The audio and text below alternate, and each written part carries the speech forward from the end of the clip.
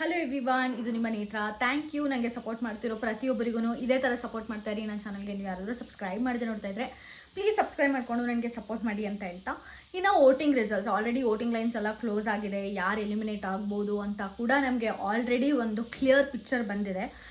ಇಷ್ಟೆಲ್ಲ ಆದಮೇಲೆ ಯಾರ್ಯಾರು ಯಾವ್ಯಾವ ಪೊಸಿಷನಲ್ಲಿ ಇದ್ದಾರೆ, ಯಾರ್ಯಾರು ಎಲಿಮಿನೇಟ್ ಆಗೋ ಚಾನ್ಸಸ್ ಇದೆ ಅಂತ ಈ ವಿಡಿಯೋಲ್ಲಿ ಮಾತಾಡೋಣ. ಆಲ್ರೆಡಿ ನಾನು ಲಾಸ್ಟ್ ವಿಡಿಯೋಲ್ಲಿ 2 ವೋಟಿಂಗ್ ವಿಡಿಯೋಸ್ ನಾನು ಮಾಡಿದ್ದೆ, ನಿನ್ನೆ ಮೊನ್ನೆ ಯಾರ್ಯಾರು ಯಾವ್ಯಾವ ಪೊಸಿಷನಲ್ಲಿ ಇರ್ಬೋದು ಅಂತ. ಅದರಲ್ಲಿ 2 ದಿನವೂ ಕಾನ್ಸ್ಟೆಂಟಾಗಿ ಭವ್ಯ ಗೌಡ ಅವರೇ ಟಾಪಲ್ಲಿ ಬಂದಿದ್ದರು. ಇವತ್ತು ಕೂಡ ಭವ್ಯ ಅವರಲ್ಲೇ ಟಾಪಲ್ಲಿದ್ದಾರೆ. ಯಾಕಂದರೆ ನಿನ್ನೆ ನೀವು ನೋಡಿದ್ರೆ ಗೇಮ್ ಪ್ಲೇ ಆಗಿರ್ಬೋದು, ಅವ್ರು ಮಾತಾಡೋ ರೀತಿ ಆಗಿರ್ಬೋದು, ಮಾತಾಡೋ ಟೈಮಿಂಗ್ ಆಗಿರ್ಬೋದು, ತುಂಬ ಚೆನ್ನಾಗಿದೆ. ಅಷ್ಟಲ್ಲದೆ ಕ್ಯೂಟಾಗಿ ಯಾರ ಹತ್ರನೂ ಏನೂ ಇಟ್ಕೊಳ್ದಂಗೆ ಅಲ್ಲೇ ಸೆಟ್ಲ್ ಮಾಡಿಕೊಂಡು ತುಂಬ ಚೆನ್ನಾಗಿ ಆಡ್ತಾ ಇದ್ದಾರೆ ಭವ್ಯ ಗೌಡ ಅವರು. ಸೊ ಭವ್ಯ ಗೌಡ ಅವರೇ ಫಸ್ಟ್ ಪ್ಲೇಸಲ್ಲಿ ಕಾನ್ಸ್ಟೆಂಟಾಗೆ ಇಷ್ಟೂ ದಿನವೂ ಕೂಡ ಅವ್ರ ಪ್ಲೇಸ್ನ ಅವರು ರಿಸರ್ವ್ ಮಾಡ್ಕೊಂಡಿದ್ದಾರೆ ಅಂತ ಹೇಳ್ಬೋದು. ಇನ್ನು ಸೆಕೆಂಡ್ ಪೊಸಿಷನಲ್ಲಿ ಬಂದುಬಿಟ್ಟು ಶಿಶಿರ್ ಇದ್ದಾರೆ. ಆ್ಯಕ್ಚುಲಿ ಶಿಶಿರ್ಗೆ ತುಂಬ ಡಿಸ್ಅಡ್ವಾಂಟೇಜ್ ಆಗ್ತಾಯಿದೆ, ಫಿಸಿಕಲ್ ಟಾಸ್ಕಲ್ಲಿ ಆಡೋಕ್ಕಾಗ್ತಾಯಿಲ್ಲ. ಅಷ್ಟೇ ಅಲ್ಲದೆ ನೆನ್ನೆ ಅವರಿಗೆ ಒಂದು ಪ್ರೋಮೋ ಕೂಡ ಬಂತು, ಯಾಕಂದರೆ ಅವ್ರು ಫುಲ್ ಫಿಸಿಕಲಿ ವೀಕ್ ಆಗಿ ಬಿದ್ದೋಗಿರೋದು. ಅದೆಲ್ಲ ಆ ಸಿಂಪತಿ ಜನಗಳಲ್ಲಿ ಶಿಶಿರ್ಗೆ ವರ್ಕೌಟ್ ಆಗಿದೆ ಅಂತಲೇ ಹೇಳ್ಬೋದು. ಯಾಕಂದರೆ ಅವರು ಒಂದು ಹೆಣ್ಮಕ್ಳಿಗೆ ಅವರು ಸ್ಟ್ಯಾಂಡ್ ತೊಗೊಳ್ಳೋದಾಗಲಿ ಅದೆಲ್ಲ ತುಂಬ ಚೆನ್ನಾಗಿದೆ. ಯಾವ ಸೀಮೆ ಹೆಂಗಸು ಅಂದಾಗ ಅವರು ಅದೆಲ್ಲ ಮಾತಾಡಬೇಡಿ ಸರ್ ಅಂತ ಹೇಳೋದಾಗಿರ್ಬೋದು. ಇಲ್ಲಾಂದರೆ ನರಕವಾಸಿಗಳಿಂದ ಸ್ವರ್ಗಕ್ಕೆ ಯಾರ್ಯಾರು ಬರಬೇಕು ಅಂದಾಗ ನಾವು ಇಲ್ಲೇ ಇರ್ತೀವಿ, ಪರವಾಗಿಲ್ಲ, ನಮ್ಮ ಹೆಣ್ಮಕ್ಳನ್ನ ಕರ್ಕೊಂಡು ಹೋಗ್ರಪ್ಪ ಅನ್ನೋದು. ಅಂದರೆ ಆ ಮನುಷ್ಯ ಅಷ್ಟು ವೀಕ್ ಆಗಿದ್ರೂ ಕೂಡ ಬೇರೆಯವರು ಹೆಣ್ಮಕ್ಳು ಸೇಫ್ ಆಗಿರಲಿ, ಹೆಣ್ಮಕ್ಳು ಚೆನ್ನಾಗಿರಲಿ ಅಂತ ಬಯಸ್ತಾರಲ್ವಾ, ಅದೇ ತುಂಬ ಜನಕ್ಕೆ ಇಷ್ಟ ಆಗಿದೆ ಅಂತ ಹೇಳ್ಬೋದು. ಶಿಶಿರ್ ಅವರು ಸೆಕೆಂಡ್ ಪೊಸಿಷನಲ್ಲಿದ್ದಾರೆ ವೋಟಿಂಗ್ ರಿಸಲ್ಟ್ಸಲ್ಲಿ. ಇನ್ನು ಥರ್ಡ್ ಪೊಸಿಷನಲ್ಲಿ ಬಂದುಬಿಟ್ಟು ನಮ್ಮ ಜಗ್ಗು ಮಾಮ ಇದ್ದಾರೆ. ನನಗಂತೂ ಗೊತ್ತಿಲ್ಲ ಜಗ್ಗು ಮಾಮನಿಗೆ ಯಾರು ಇಷ್ಟೊಂದು ಓಟ್ ಆಗ್ತಾ ಇದ್ದಾರಪ್ಪ ಅಂತ. ಯಾಕಂದರೆ ಎಷ್ಟು ಜಗಳ ಆಗ್ತಾ ಇದ್ದಾರೆ, ಎಷ್ಟು ಇರಿಟೇಟ್ ಬರೋಂಗೆ ಮಾತಾಡ್ತಾ ಇದ್ದಾರೆ ಔಟ್ಸೈಡ್ ಜನಕ್ಕೆ ಅಂತ ಎಲ್ಲರಿಗೂ ಗೊತ್ತು. ಅಲ್ಲಿರೋರ್ಗೂ ಇರಿಟೇಟ್ ಆಗ್ತಾಯಿದೆ, ನೋಡೋ ನಮಗೂ ಇರಿಟೇಟ್ ಆಗ್ತಾಯಿದೆ. ಬಿಲ್ಡಪ್ ಮೇಲೆ ಬಿಲ್ಡಪ್ ಹಾಕ್ಕೊಂಡು ಅವ್ರ ಮಾತಿಗೆ ಅವರೇ ಸ್ಟ್ಯಾಂಡ್ ಆಗದೆ ನೆಕ್ಸ್ಟ್ ಮೂಮೆಂಟೇ ಸಾರಿ ಕೇಳೋದು, ನೆಕ್ಸ್ಟ್ ಮೂಮೆಂಟೇ ಜಗಳ ಆಡೋದು ನೋಡೋರಿಗೆ ತುಂಬ ಇರಿಟೇಟ್ ಆಗ್ತಾಯಿದೆ. ಬಟ್ ಆದರೂ ಕೂಡ ಜಗ್ಗು ಮಾಮನೇ ಥರ್ಡ್ ಪ್ಲೇಸಲ್ಲಿದ್ದಾರೆ ವೋಟಿಂಗಲ್ಲಿ. ಇನ್ನು ಫೋರ್ತ್ ಪ್ಲೇಸಲ್ಲಿ ಬಂದುಬಿಟ್ಟು ಗೌತಮಿ ಅವರಿದ್ದಾರೆ. ಆ್ಯಕ್ಚುಲಿ ಗೌತಮಿ ಅವರಿಗೆ ತುಂಬ ಆಚೆ ಫ್ಯಾನ್ ಫಾಲೋಯಿಂಗ್ ಇದೆ. ಅಷ್ಟೇ ಅಲ್ಲದೆ ಬಿಗ್ ಬಾಸಲ್ಲೂ ಕೂಡ ನಿನ್ನೆ ಬಾಲ್ ಟಾಸ್ಕಲ್ಲಂತೂ ಎಷ್ಟು 100% ಕೊಟ್ಟು ಆಡಿದ್ರು. ಮತ್ತು ಸಂಚಾಲಕ ಅಂತ ಬಂದಾಗ ಕ್ಯಾಪ್ಟನ್ಸಿ ಟಾಸ್ಕ್ ಕೊಟ್ಟಾಗ ಕೂಡ ಯಾವುದೇ ಜಗಳ ಆಗ್ದಂಗೆ ಒಂದು ಪೀಸ್ಫುಲ್ಲಾಗೆ ಟಾಸ್ಕ್ ಎಂಡಾಯಿತು. ಸೊ ಅವರಿಗೆ ಲೀಡರ್ಶಿಪ್ ಕೂಡ ಕ್ವಾಲಿಟಿ ಕೂಡ ಇದೆ. ಅಷ್ಟೇ ಅಲ್ಲದೆ ಗೇಮಲ್ಲೂ ಕೂಡ ತುಂಬ ಅಂದರೆ ತುಂಬ ಚೆನ್ನಾಗಿ ಆಟ ಆಡ್ತಾ ಇದ್ದಾರೆ. ಫಿಸಿಕಲ್ ಟಾಸ್ಕ್ ಅಂತ ಬಂದರು ಅಷ್ಟೇ, ಮತ್ತು ಮೆಂಟಲಿ ಕೂಡ ಅವರು ತುಂಬ ಸ್ಟ್ರಾಂಗ್ ಇದ್ದಾರೆ. ಕಾಮ್ ಆ್ಯಂಡ್ ಕೂಲ್ ನೇಚರ್, ಈ ಥರ ಪರ್ಸ್ನಾಲಿಟಿ ಆಚೆ ಅವರಿಗೆ ತುಂಬ ಜನಕ್ಕೆ ಇಷ್ಟ ಆಗುತ್ತೆ. ಅದೇ ಥರ ಇಷ್ಟ ಆಗ್ತಾನೂ ಇದೆ ಕೂಡ.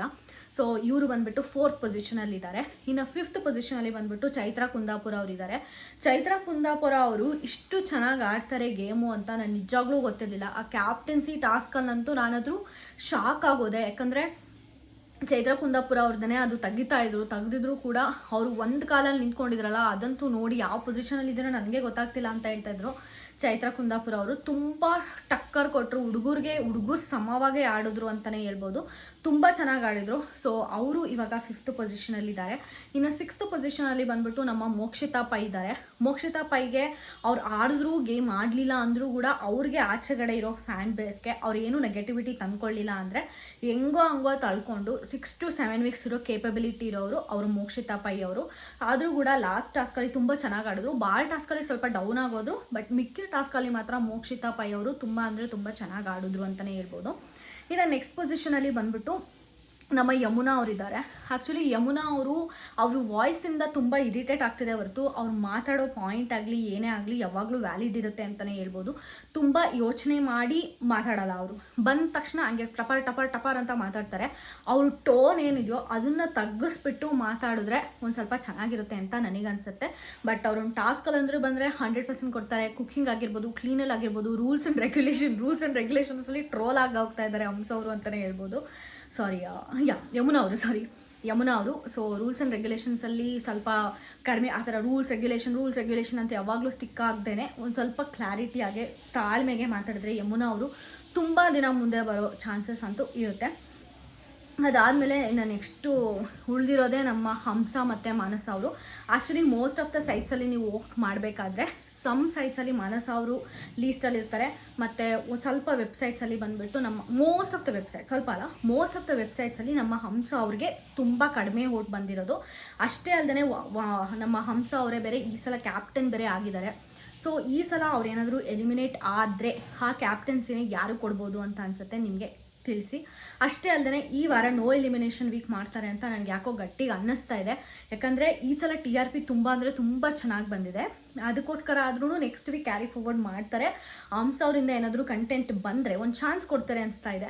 ಹಂಸ ಅವರಿಂದ ಏನಾದರೂ ಕಂಟೆಂಟ್ ಬಂದರೆ ನೆಕ್ಸ್ಟ್ ವೀಕ್ ಉಳಿಸ್ಕೊಳ್ತಾರೆ, ಇಲ್ಲಾಂದರೆ ಹಂಸ ಅವ್ರನ್ನ ಎತ್ತಾಕ್ತಾರೆ ಏನಾದರೂ ಕ್ಯಾಪ್ಟನ್ಸಿ ಚೆನ್ನಾಗಿ ಮಾಡಲಿಲ್ಲ ಅಂದರೆ ಅಂತ ನನಗೆ ಅನ್ನಿಸ್ತಾ ಇದೆ. ನೋಡಬೇಕು ಈ ಸಲ ಹಂಸ ಅವರು ಉಳ್ಕೊಳ್ತಾರಾ ಇಲ್ಲಾಂದರೆ ಹೋಗ್ತಾರಾ ಅಂತ. ನನಗೆ ಏನನ್ನಿಸ್ತಾ ಇದೆ ಅಂದರೆ ಹಂಸ ಅವರು ಎಲಿಮಿನೇಟ್ ಆಗಿ ಅವ್ರ ಪ್ರಕಾರ ಅವ್ರಿಗೆ ಯಾರು ಗೆಲ್ಸಿದ್ರು ರಂಜಿತ್ ಅವ್ರಿಗೆ ಏನಾದರೂ ಒಂದು ಸ್ಪೆಷಲ್ ಪವರ್ ಕೊಡೋ ಪ್ರಯತ್ನ ಬಿಗ್ ಬಾಸ್ ಮಾಡ್ತಾರೆ ಅಂತ. ನೋಡೋಣ ಇದು ಎಲ್ಲಿವರೆಗೂ ಹೋಗುತ್ತೆ ಅಂತ. ಇದಂತೂ ವೋಟಿಂಗ್ ರಿಸಲ್ಟ್ಸ್ ಆಗಿತ್ತು. ಯಾರು ಎಲಿಮಿನೇಟ್ ಆಗ್ತಾರೆ ಅಂತ ನಮಗೆ ಕಣ್ಮುಂದೆ ಕಾಣಿಸ್ತಾ ಇದೆ ಆ್ಯಕ್ಚುಲಿ. ಅದರಲ್ಲಿ ಬಿಗ್ ಬಾಸ್ ಅವ್ರು ಟ್ವಿಸ್ಟ್ ಕೊಟ್ಟರು ಕೊಡ್ಬೋದು. ನೋಡೋಣ ಏನಾಗುತ್ತೆ ಅಂತ. Till then see you in the next video.